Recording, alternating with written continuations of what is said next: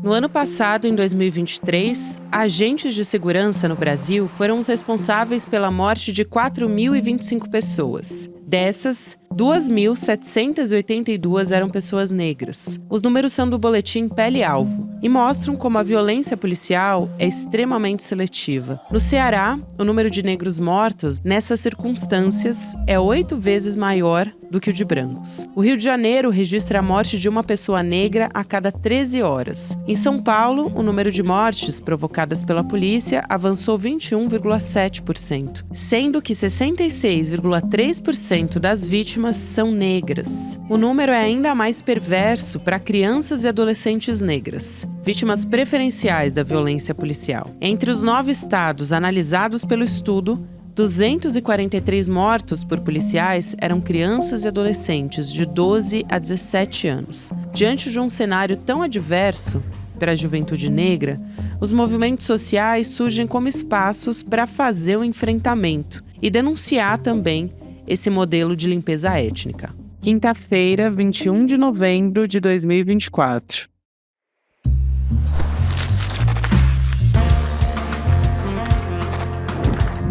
Olá, seja muito bem-vindo, seja muito bem-vinda.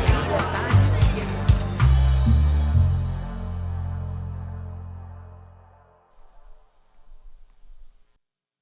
esse é o Olá, seja muito bem-vindo, seja muito bem-vinda. Eu sou a Gabriela Varela e esse é o Videocast em Detalhes. E aqui, sempre com um convidado, uma convidada, a gente analisa uma temática, uma notícia importante do momento. Hoje eu converso com Jonas Pacheco, que é cientista social e coordenador de pesquisa da Rede de Observatórios da Segurança. Jonas, obrigada por aceitar nosso convite, seja muito bem-vindo. Eu que agradeço o convite. Espero que a gente tenha a oportunidade para debater um pouco dessa temática que é tão importante, tão urgente, não só no nosso cotidiano, mas no debate político e público principalmente, né? Sem dúvida, Jonas. E eu acho que a gente pode começar trazendo sobre essa publicação anual da Rede de Observatórios da Segurança. Talvez o principal, né, sobre a análise dos dados de letalidade é que o genocídio de jovens negros continua, né, pensando principalmente na letalidade policial. Primeiro eu quero te perguntar quais são os dados mais preocupantes que você destaca, se houve um aumento, e também a questão da regionalidade, né, porque a Bahia é o estado mais letal. Por quê? Principalmente porque a gente está falando de um governo progressista. O que explica isso?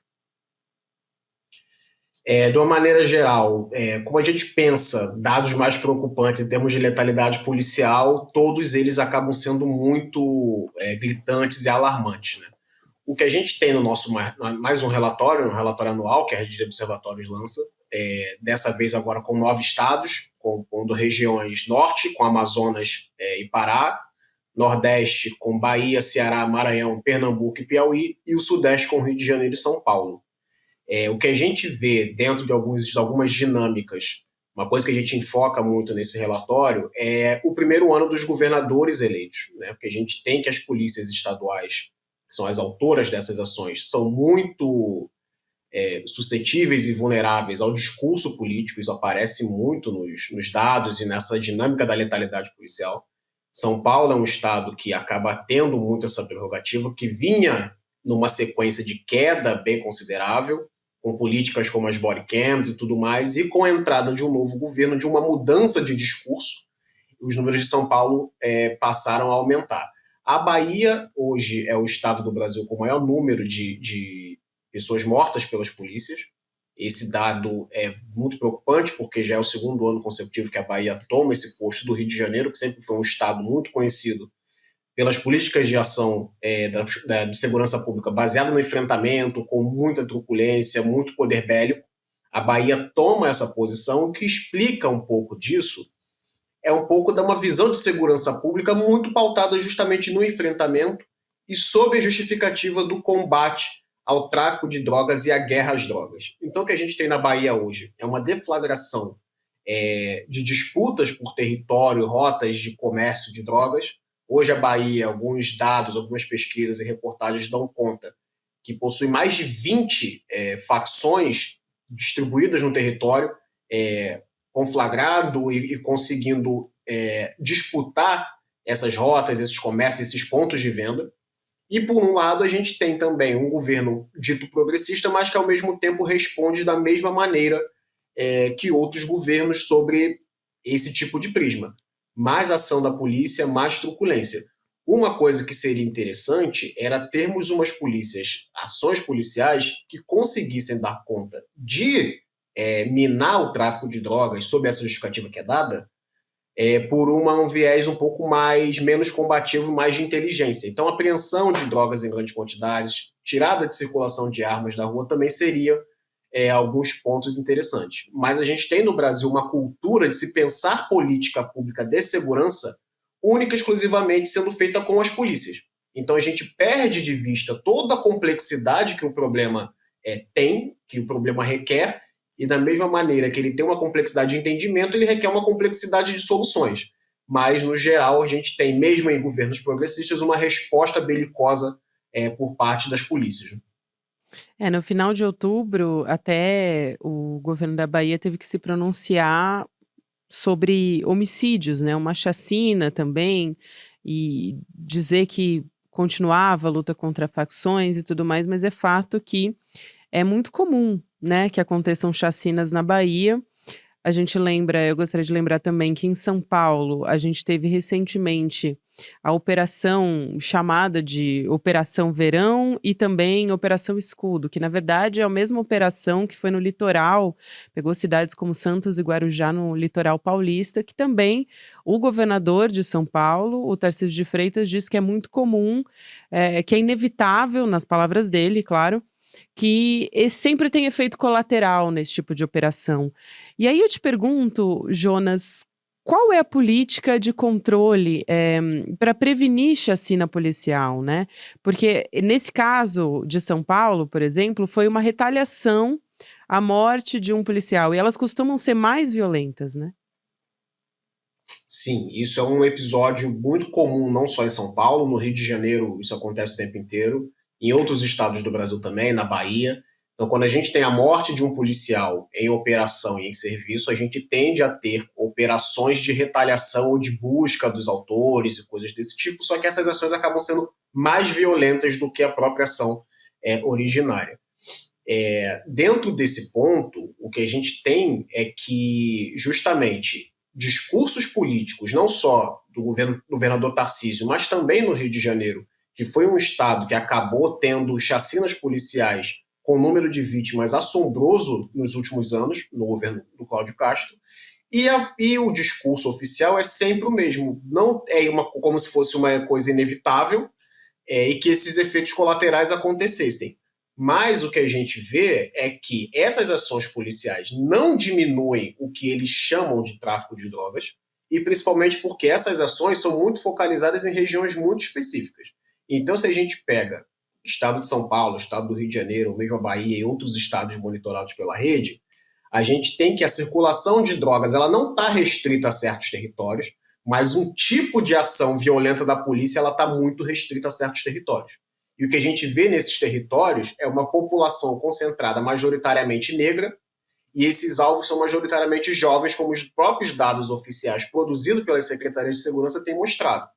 Então, junto a esse discurso de inevitabilidade do problema, dos efeitos colaterais dessas ações, se cria um cenário de que está tudo muito ruim, então vale a pena, quanto mais força a gente empregar, tá avaliando esses efeitos colaterais porque não se tem outra solução. Só que algumas experiências nos próprios estados em questão mostram o contrário. São Paulo, alguns anos atrás, vinha mostrando uma queda bem considerável das mortes decorrentes de intervenção policial. Isso não quer dizer que o estado deixou de combater ou de enfrentar o tráfico de drogas, mas tinham-se outras possibilidades, de novo, o uso das bodycams. As bodycams, como um recurso de controle da atividade policial, ela teve um desmonte em São Paulo, então o orçamento das bodycams foi descontinuado, o formato das bodycams foi alterado, então antes as bodycams ficavam ligadas 24 horas, agora tem acionamento manual.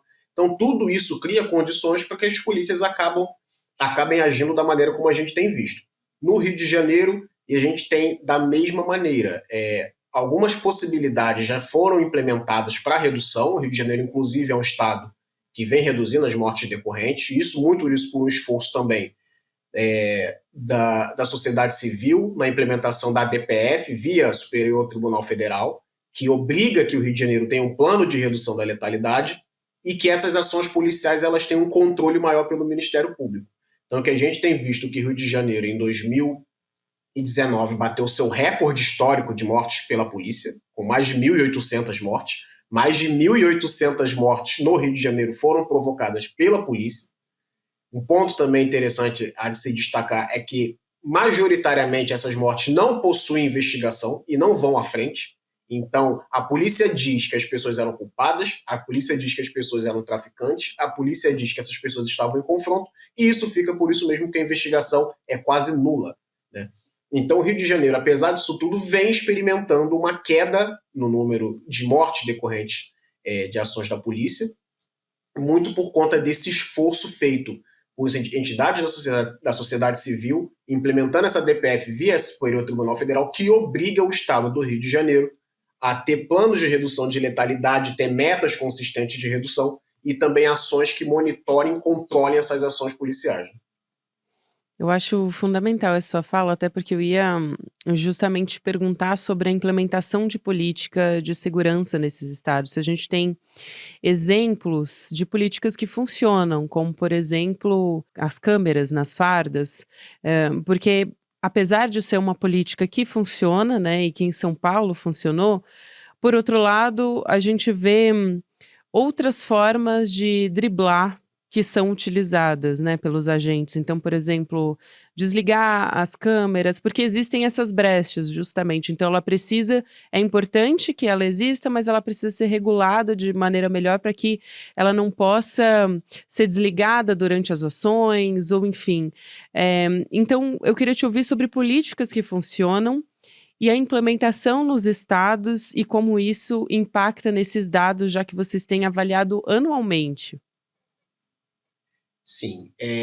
Antes de a gente pensar políticas que funcionam, a gente tem que ter em mente que qualquer política de redução de letalidade policial, ela só vai funcionar sobre um aspecto político que queira reduzir a letalidade policial.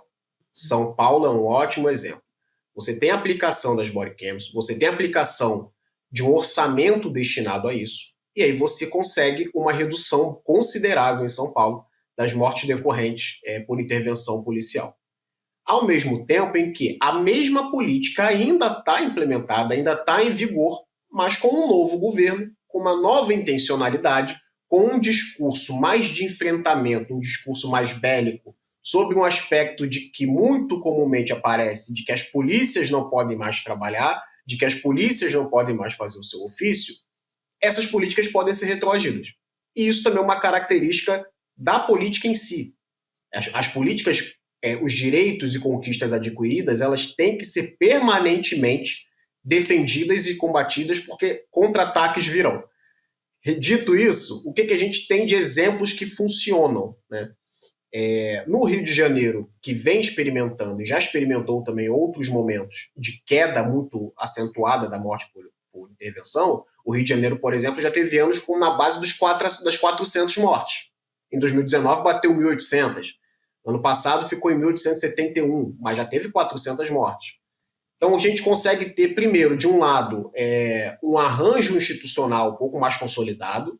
Então a gente pensar o sistema de justiça criminal, polícia, sistema prisional, defensoria, Ministério Público, Tribunal de Justiça, esse sistema de justiça criminal funcionando e andando da maneira como seria conveniente, a gente consegue ter um arrefecimento dessas mortes. Porque o Ministério Público, principalmente, ele tem a função constitucional de exercer o controle da atividade policial, o controle externo da atividade policial.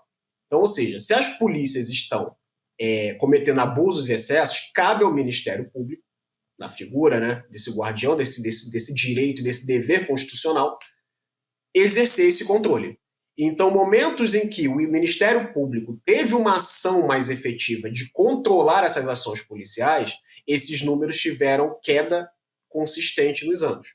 Mas, como eu disse, tudo isso fica muito volátil à conjuntura política. Outra sinalização também que vem apresentando resultados, mas que ainda carece um pouco mais de estudos mais aprofundados, é justamente as body cams, ou as câmeras das fardas dos policiais. E um ponto interessante também é que essas câmeras elas reduzem a letalidade policial e, ao mesmo tempo, pesquisas mostram que os policiais se sentem mais seguros usando as câmeras. Porque as abordagens que a polícia acaba fazendo, o tratamento com a população é diferente quando o policial está com uma câmera. Então, isso tem um duplo efeito. Mas, ao mesmo tempo, não se teve ainda no Brasil um histórico temporal um pouco maior para a gente conseguir aferir como que essas quedas e essas resoluções se sustentam no tempo. São Paulo era um case de sucesso muito falado, mas ao mesmo tempo que também acaba tendo essa política retroagida por um contexto eleitoral, regional bem complexo. Outras alternativas também, que acabam tendo um pouco mais de aceitação, um pouco mais de perpetuação no tempo, são políticas públicas destinadas à prevenção desses tipos de crime. Tá? Então, políticas destinadas, pensadas nesse público-alvo, né, que a gente tem que pensar que essas políticas e essas ações das polícias e dos governos estaduais, eles têm um alvo. E esse alvo é a população negra. Os dados oficiais produzidos pelas próprias polícias mostram que quase 90%, 87% das vítimas mortas pelas polícias são pessoas negras. E isso independe da distribuição populacional. Então, a gente vê que trabalhos de prevenção focados nesse público-alvo, trabalhos de integração institucional do sistema de justiça como um todo, e outras ações pontuais, como o uso das body cams, podem surtir certos efeitos na redução da letalidade policial. Mas repito o que eu disse no início, nada disso tem sustentação no tempo se não se tiver uma vontade política de querer reduzir esses números. Porque justamente você pode implementar a política pública que for, porque ela pode ser descontinuada numa canetada. Eu acho fundamental essa sua fala, porque existe muita resistência institucional, né? Quando você fala de vontade política, Jonas, eu acho que a gente passa, por exemplo, por essas questões, né? A própria responsabilização dentro da polícia. Então, quando a gente tem violações em operações, eu volto a mencionar de novo a Operação Escudo, porque foi uma das mais letais da polícia do estado de São Paulo, que chegou a ser denunciada em organizações de direitos humanos internacionais. A Human Rights Watch foi uma dessas organizações denunciando violações de direitos humanos, diversas pessoas ali na Baixada Santista, a comunidade denunciando violações, que, enfim, ficou por isso mesmo, né? Então, eu acho muito fundamental você colocar esse ponto aqui. E, a partir daí, eu acho que a gente pode pensar em estratégias não só dentro das corporações, que aí eu acho que você explicou muito bem, de forma muito didática, mas como é que a gente sensibiliza a população para isso também, né? As pessoas para o que está acontecendo. Uma coisa que a gente tem que pensar é que, como a maior parte da população que é vitimada pelas polícias é a população negra, a gente tem um componente racial de racismo muito forte dentro Sim. dessas ações. E não é só das ações policiais. A sociedade brasileira se estrutura no seu basear, no seu basilar, no racismo. Tá? Uhum. Então, se a gente for pegar dados de distribuição de renda, dados de acesso à saúde, dados de acesso à justiça, e aí a segurança não é diferente, mercado de trabalho, desemprego, analfabetismo que seja, os negros são os mais negativamente afetados por qualquer desses indicadores. Então, o racismo é um fator estrutural da vida social brasileira. Ele hierarquiza as nossas relações e ele delimita as possibilidades de acesso e não acesso a serviços públicos. Isso é uma coisa que a gente tem que ter em mente. O mais difícil no Brasil é pensar o racismo por essa luz e por esse prisma, e quando a gente vai para a segurança ainda é pior, porque no Brasil pouco se fala da segurança pública como um bem coletivo. A segurança pública no Brasil, ela não é tida como um direito coletivo, como uma forma da gente construir uma sociedade mais segura de uma maneira mais ampla. Então, estudos mostram que sociedades mais seguras, com o número de homicídios mais baixos, elas tendem a ter uma atração econômica maior, elas tendem a ter índices de educacionais maiores, porque você tem que tiroteios, enfrentamentos e esses tipos de operação fecham escolas, fecham postos de saúde, afetam diretamente a economia da região. Então, para a gente pensar essa sensibilização, como que a gente pensa essa sensibilização por um viés racial? Já que no Brasil, toda e qualquer tentativa de racialização do problema, ele é posto como uma negativa. Seja por um viés de que os problemas do Brasil serão resolvidos com redução da desigualdade socioeconômica e, por tabela, a questão racial se resolve, o que os estudos mostram que não é uma verdade, ou seja pelo racismo como ele se apresenta na segurança pública. E aí, na segurança pública, a gente tem um espectro, muito também por conta do direito brasileiro, que é individualizante. Então, parece que as pessoas estão nessa conjuntura, nessa condição, porque elas querem, elas fizeram uma escolha e elas optaram. Não é tido como um problema justamente de bem coletivo. E aí, uma coisa que se apresenta muito e é difícil de sensibilizar é que você tem um discurso político muito forte no Brasil, que sempre existiu, mas nos últimos anos, principalmente nas últimas eleições de 2018 para cá, ele aparece com muita força e ele vem à luz, ele sai do botequim e toma o debate político para a presidência da República. A questão do bandido bom é bandido morto, de que essas pessoas têm mais é que se ferrar mesmo nos presídios e ter condições desumanas de sobrevivência, esse discurso está muito estritamente imbuído de racismo, porque a gente não vê a criminalidade de outra forma, de outros tipos de crime, sendo tratadas da mesma maneira. E a gente ainda tem um outro ponto. Se a gente for analisar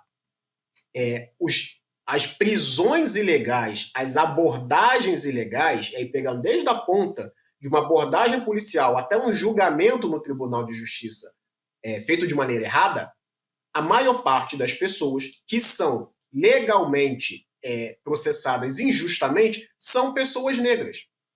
Então não se trata de uma questão individual, não se trata de uma questão de escolha, mas sim de uma questão conjuntural maior, estruturada, sobre o viés racista. Então a gente tem que pensar essa sensibilização não por um viés individual, mas como um bem coletivo. Então, a saúde, o Ministério da Saúde, tem políticas específicas para a população negra, porque essa população acaba tendo a saúde um pouco mais deficitária por questões históricas. O Ministério da Educação tem políticas públicas de ensino da história da África dentro das escolas. A segurança pública não tem isso. A segurança pública ela não tem uma concepção coletiva de sociedade. A gente acaba ficando muito refém de um policial que está sempre na intenção de prender um autor de um suposto crime e de um juiz na outra ponta que está na intenção de julgar esse autor como criminoso ou não, respeitando o rito legal. Sendo que a gente pega dentro do processo de justiça, desde uma abordagem policial, o Rio de Janeiro foi exemplo alguns meses atrás, filhos de diplomatas negros foram abordados na rua com uma truculência absurda justamente pelo fato de serem negros. Verdade. E aí o que o governador diz é que isso é comum, que a abordagem foi feita de maneira correta e tudo mais. Se a gente for pensar os dados de suicídio de policiais, a maioria dos policiais que se suicidam são negros. Porque a polícia do Brasil é a que mais mata, mas também é a que mais morre. Só que, curiosamente, a maior parte da morte dos policiais não é em serviço. É por suicídio, é por condições de trabalho extremas que afetam também os policiais.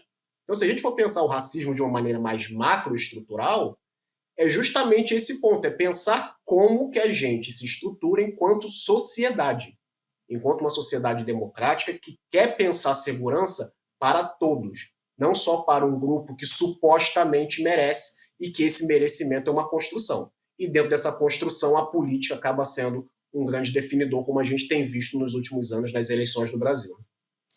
E Jonas, eu acho que também um ponto importante a se trazer aqui é como você pensa políticas públicas se você não consegue analisar os dados em alguns estados. Então, por exemplo, nesse relatório anual, vocês conseguem fazer o acompanhamento, avaliação em 9 estados.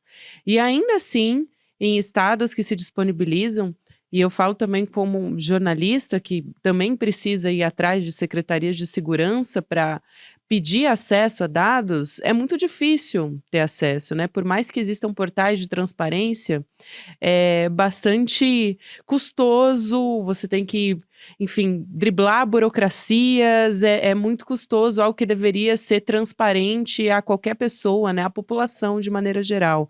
E como é que, isso dificulta a formulação de políticas públicas, né, já que a Secretaria de Segurança, de maneira geral, aqui falando, né, não apontando especificamente algum estado específico, mas em todo o Brasil, não fornecem, por exemplo, bancos de dados padronizados, né, isso nem isso existe.